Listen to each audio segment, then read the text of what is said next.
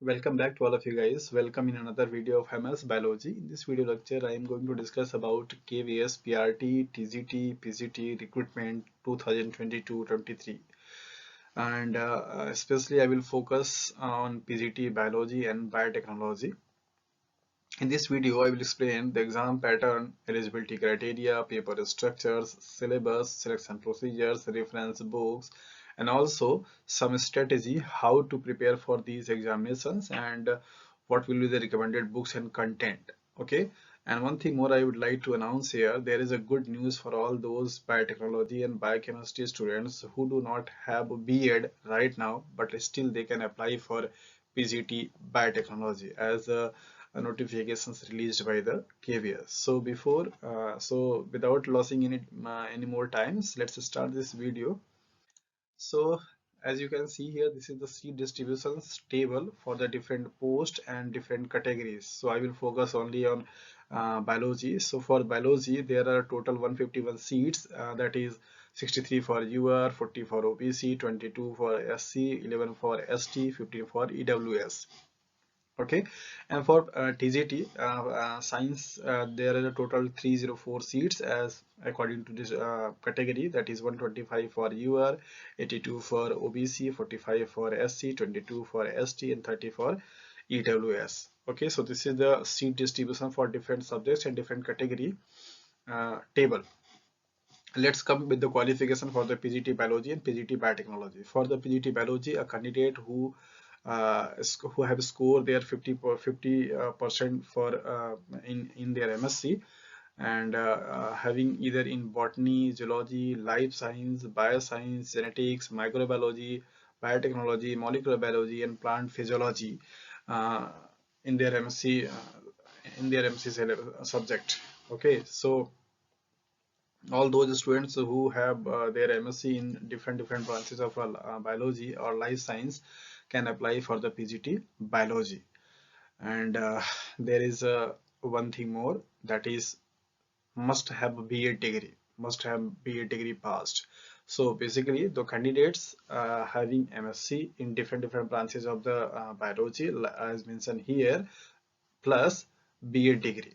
Okay, so this is the essential qualification for the PGT biology, B.Ed plus MSc in different branches of the life science, like as a botany, geology, life science, genetics, microbiology, biotechnology, molecular biology, etc.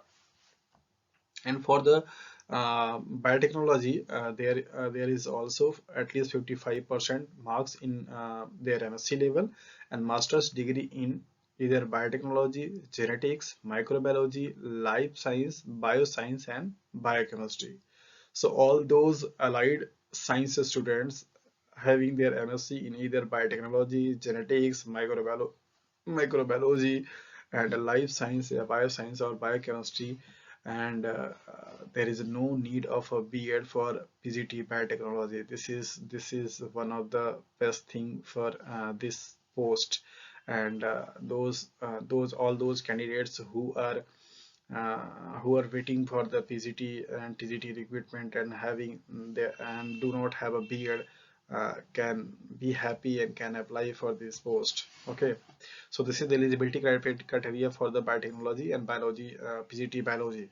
So now come next to the PRT. For the PRT, जैसा कि यहाँ पे mention है कि PRT में 55 intermediate में 55% होने चाहिए, साथ साथ में DELED की डिग्री होनी चाहिए या B.Ed भी होना चाहिए, as well as CTET first paper जो 1st to 5 होता है उसमें वो क्वालिफाई होने चाहिए. क्वालिफाई का मतलब ये हुआ कि बेसिकली अगर वो जनरल कैटेगरी में आते हैं तो 90 मार्क्स स्कोर होना चाहिए, और बाकी किसी कैटेगरी में आते हैं तो 82 मार्क्स रहेगा तो उनका चलेगा, राइट. और टीजीटी के लिए भी सेम वही है, 55% उनका 50% उनका ग्रेजुएशन में होना चाहिए, साथ में उनके पास बीएड होना चाहिए, और उनका सीटेड जो है वो सेकंड पेपर क्लियर होना चाहिए, मतलब 6 to 8 वाला बीएड. सो पीआरटी के लिए बेसिकली क्या है, सीटेड होना चाहिए, डीएलएड होना चाहिए, और इंटरमीडिएट में 50% मार्क्स स्कोर होने चाहिए. अगर ये तीन क्राइटेरिया अगर फुलफिल होती है तो आप पीआरटी के लिए एलिजिबल हैं और आप पीआरटी के का फॉर्म फिल कर सकते हैं. टीजीटी के लिए क्या है, आपका ग्रेजुएशन में 50% होना चाहिए, साथ में बीएड होना चाहिए, और तीसरा क्राइटेरिया है कि आपका सी टेट जो है वो सेकंड पेपर क्वालिफाई होना चाहिए. दैट इज 6 to 8 वाला अपर प्राइमरी वाला, राइट।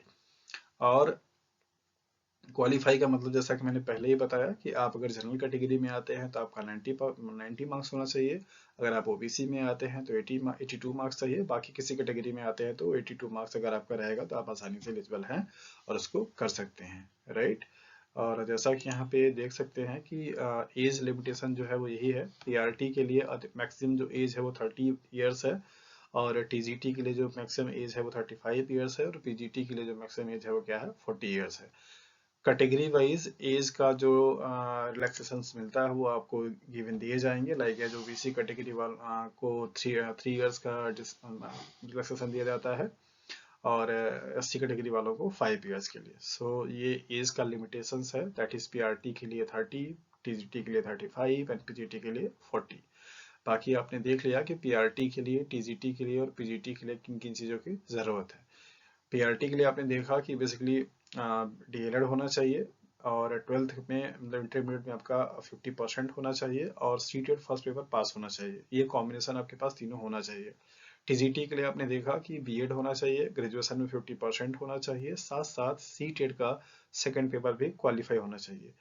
अब नेक्स्ट अगर हम लोग यहाँ पीजीटी के लिए देखें तो आपका पीजी में मीन्स पोस्ट ग्रेजुएशन में 50% मार्क्स आपके होने चाहिए, और बीएड होना चाहिए। इसमें सीटेट का पास होना कोई कंपलसरी नहीं है। आपके पास है तो ठीक है, नहीं है तो फिर कोई इशू नहीं है। सो होपफुली ये एलिजिबिलिटी क्राइटेरिया आप लोगों को समझ में आ गया होगा, पीजीटी बायोलॉजी के लिए, पीजीटी बायोटेक्नोलॉजी के लिए, और क्या क्या चीज़ें कॉम्बिनेशन होनी चाहिए पीआरटी, टीजीटी और पीजीटी के लिए। अब देख लेते हैं बेसिकली पीआरटी और टीजीटी और पीजीटी का जो एग्जाम का स्ट्रक्चर होगा वो कैसा होगा। तो यहाँ पे आप देख सकते हैं कि पीआरटी के लिए टोटल 180 मार्क्स का पेपर किया कराया जाएगा, जिसमें मार्क्स का डिस्ट्रीब्यूशन कुछ इस तरीके से होंगे। जनरल इंग्लिश जो होगी वो 10 मार्क्स से होंगे, जनरल हिंदी जो होगा वो 10 मार्क्स का होगा, जीके एंड करंट अफेयर जो होंगे वो 10 मार्क्स से होंगे, रीजनिंग 5 मार्क्स का होगा, कंप्यूटर साइंस 5 मार्क्स से होंगे, और चाइल्ड पेडागोजी से 60 मार्क्स के क्वेश्चन पूछे जाएंगे। और जो आपके सब्जेक्ट होंगे, सब्जेक्ट का इन द सेंस कि जैसे आप साइंस में है, मतलब इन्वायरमेंटल साइंस में है, या फिर आप सोशल साइंस में है, उसके आपके क्या होंगे, 80 मार्क्स के क्वेश्चंस दिए जाएंगे, राइट। तो 100 मार्क्स जो होगा वो टोटल मिला जुला करके आपका जनरल अवेयरनेस हो जाएगा, जिनसे जीए से हो जाएगा, और 80 मार्क्स जो होंगे वो किससे हो जाएंगे, आपके सब्जेक्ट से हो जाएंगे। सब्जेक्ट कंसर्न करने का मतलब यही हुआ सिंपली कि आपका चाहे वो मैथ हो, हिंदी हो, इंग्लिश हो, इन्वायरमेंटल स्टडीज हो, एटसेट्रा, राइट। रिटन एग्जाम में अगर आप क्वालिफाई हो जाते हैं तो बेसिकली आपका इंटरव्यू कंडक्ट कराया जाएगा, जो कि 60 मार्क्स का होगा, जिसमें 30 मार्क्स आपके डेमो के लिए होंगे, 30 मार्क्स आपका इंटरव्यू के लिए होगा। मतलब अगर आप रिटन एग्जाम में क्वालिफाई होते हैं, 2 सेक्शन होगा पेपर में। बेसिकली एक आपका जीए का होगा, जनरल अवेयरनेस या करंट कह सकते हैं, और एक आपका सब्जेक्ट का होगा, राइट। अगर आप इसमें क्वालिफाई हो जाते हैं तो फिर आपका पहले क्या किया जाएगा, एक डेमो लिया जाएगा टीचिंग कराने के बाद, टीचिंग करा करके, और उसके लिए 30 मार्क्स रखे जाएंगे। देन आपका आपका क्या होगा, इंटरव्यू होगा, और उस interview, demo plus written exam, इन सारे मार्क्स को एग्रीगेट करके फिर फाइनल जो होगी वो मेरिट लिस्ट बनेगी, राइट। टीजीटी के लिए पैटर्न क्या है पेपर का, बेसिकली वो भी 180 मार्क्स का होगा। जनरल इंग्लिश होगी वो 10 मार्क्स के, जनरल हिंदी 10 मार्क्स की, कंप्यूटर 5 मार्क्स के, GK and current affair 10 marks के, रीजनिंग 5 मार्क्स के होंगे, और पेडागोजी यहाँ पे 40 मार्क्स की ही होगी। मतलब जो टीजीटी होगा वहाँ चाइल्ड पेडागोजी जो है वो कम है, और सब्जेक्ट से जो होंगे वो बेसिकली 100 क्वेश्चन होंगे। तो यहाँ पे और यहाँ पे डिफरेंस ये है, यहाँ पे सब्जेक्ट से बेसिकली क्या था, सिर्फ और सिर्फ आपका 80 क्वेश्चन था, जबकि आप यहाँ पे देख सकते हैं कि यहाँ पे कितना है, 100 क्वेश्चन है। तो टीजीटी के लिए सब्जेक्ट का वेटेज थोड़ा ज्यादा है एज कम्पेयर टू पीआरटी वाले के लिए। इंटरव्यू आपका 60 मार्क्स का होगा, similarly demo and interview, okay. PGT के लिए अगर देखें तो पीजीटी का भी टोटल जो मार्क्स है वो 180 का ही है। इंग्लिश और हिंदी जो है 10 मार्क्स के होंगे, जीके और करंट अफेयर 10 मार्क्स का होगा, रीजनिंग कंप्यूटर 5 मार्क्स के होंगे, पेडागोजी आपकी जो होगी वो 40 मार्क्स की होगी। और यहाँ पे भी सब्जेक्ट का जो मार्क्स होगा वो कितना होगा, 100 होगा। तो पीजीटी एंड टीजीटी का जो पेपर का स्ट्रक्चर होगा वो सेम है, और आपके सब्जेक्ट जो कंसर्न होंगे उनका स्टैंडर्ड अलग अलग होगा। पीजीटी के लिए आपको एनसीईआरटी का 11th-12th plus UG and PG के लेवल से आएगा, जबकि टीजीटी में जो होगा आपका वो एनसीईआरटी के 10th स्टैंडर्ड से लेकर के 12th स्टैंडर्ड के क्वेश्चन आपके पुटअप किए जाएंगे, जो भी सिलेबस आपका दिया होगा, ओके। ऐसे सब्जेक्ट कॉम्बिनेशन या ऐसे सब्जेक्ट जिन जो कि एलिजिबल नहीं है उनको यहाँ पे ध्यान दे लें। टीजीटी जिनका बीकॉम है, बीसीए है, बीटेक है, बायोटेक्नोलॉजी है, इंडस्ट्रियल केमिस्ट्री है के स्टूडेंट ये सभी फॉर्म नहीं भर पाएंगे। और टीजीटी सोशल साइंस वही अभ्यर्थी भर सकते हैं या वही स्टूडेंट भर सकते हैं जिनका ग्रेजुएशन में बेसिकली क्या है, ये कॉम्बिनेशंस जिनके पास नहीं, मतलब जो ये सब के जो कॉम्बिनेशंस होंगे ये स्टूडेंट्स एलिजिबल नहीं होंगे टीजीटी के लिए, राइट। सो इस तरीके से कौन कौन से सब्जेक्ट के कॉम्बिनेशंस हो सकते हैं पॉसिबली टीजीटी के अलग अलग सब्जेक्ट के लिए, ये यहाँ पे मेंशन किया गया है। अगर टीजीटी सोशल साइंस से कोई स्टूडेंट अगर भरना चाहता है तो उसके पास क्या हो और क्या नहीं हो, तो ऐसे स्टूडेंट सिर्फ फॉर्म भर सकते हैं जिनका ग्रेजुएशन में ज्योग्राफी और हिस्ट्री पेपर में से कोई एक सब्जेक्ट जो है उनका पढ़ा हुआ हो, राइट। और सिमिलरली इसी तरीके से टीजीटी मैथमेटिक्स के लिए जो कॉम्बिनेशंस होंगे वो बेसिकली यही है कि physics, chemistry, electronic, computer science या स्टैटिक्स, इन दोनों में से इनमें से कोई दो सब्जेक्ट का कॉम्बिनेशंस हो सकता है, ओके। और टीजीटी साइंस के लिए जिनका ग्रेजुएशन में बॉटनी रहा हो, जूलॉजी रहा हो, केमिस्ट्री रहा हो, इन तीनों सब्जेक्ट का कॉम्बिनेशन होना चाहिए। मतलब अगर किसी स्टूडेंट ने 3 इयर्स के ग्रेजुएशन में 2 साल भी अगर जूलॉजी, बॉटनी, जूलॉजी, केमिस्ट्री अगर इस तरीके से पढ़ा है तो अप्लाई कर सकता है, राइट। जिन स्टूडेंट्स के इस तरीके से सब्जेक्ट के कॉम्बिनेशन मैच नहीं करते हैं वो बेसिकली टीजीटी का फॉर्म अप्लाई नहीं कर सकते हैं। यहाँ पे आपने देखा कि बेसिकली पीआरटी के लिए, टीजीटी के लिए और पीजीटी के लिए जो पेपर का स्ट्रक्चर है वो क्या है, किस तरीके से बेसिकली पेपर का जो पैटर्न होगा, मतलब कौन कौन से पार्ट से क्या क्या क्वेश्चंस आएंगे, कितने कितने मार्क्स के, ये सारे आपको यहाँ पे दे दिए गए, ओके। सो नेक्स्ट बेसिकली क्या है, पीजीटी बायोलॉजी का सिलेबस है कि पीजीटी बायोलॉजी में क्या क्या सिलेबस आपको कवर करना रहेगा और उसका स्टैंडर्ड क्या होगा। तो जैसा कि यहाँ पे मेंशन किया गया है कि सारे जो सिलेबस ये मेंशनड है वो बेसिकली जो सिलेबस यहाँ पे मेंशन किए गए हैं वो सब सीबीएसई एनसीईआरटी सिलेबस के होंगे, बुक्स के होंगे, लेकिन उनका जो स्टैंडर्ड होगा वो बेसिकली यूजी और पीजी का लेवल का होगा, मींस ग्रेजुएशन और पोस्ट ग्रेजुएशन का।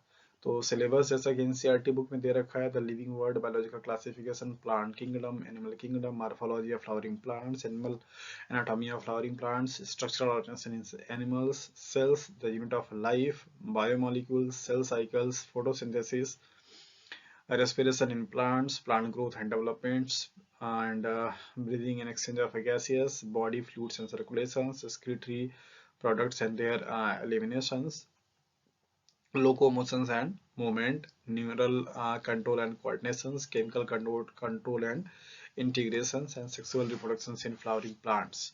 ओके, सो बेसिकली ये सारा जो आपको टॉपिक यहाँ पे दिख रहा है बोल्ड में, ये सभी आपके यूनिट के नेम है और उसके अंदर में क्या क्या पढ़ना है ये सिलेबस आपको आसानी से मिल जाएगा सरकारी result.com पे भी और केवीएस की साइट पे भी नोटिफिकेशंस में। तो इनका ये जो कंटेंट दे रखा है, ये सिलेबस के जो पॉइंट्स होंगे वो बेसिकली यूजी और पीजी के स्टैंडर्ड के आएंगे। फॉर एग्जांपल एक एग्जांपल लेकर के आपको हम यहाँ पे समझाते हैं। जैसे सपोज कोई सा भी ले लें हम, बायोमोलिक्यूल्स की अगर बात करें तो बायोमोलिक्यूल्स में से जो टॉपिक दे रखा है that is structure and function of a protein, carbohydrate, lipid, nucleic acid, enzyme, proteins, enzyme actions etcetera.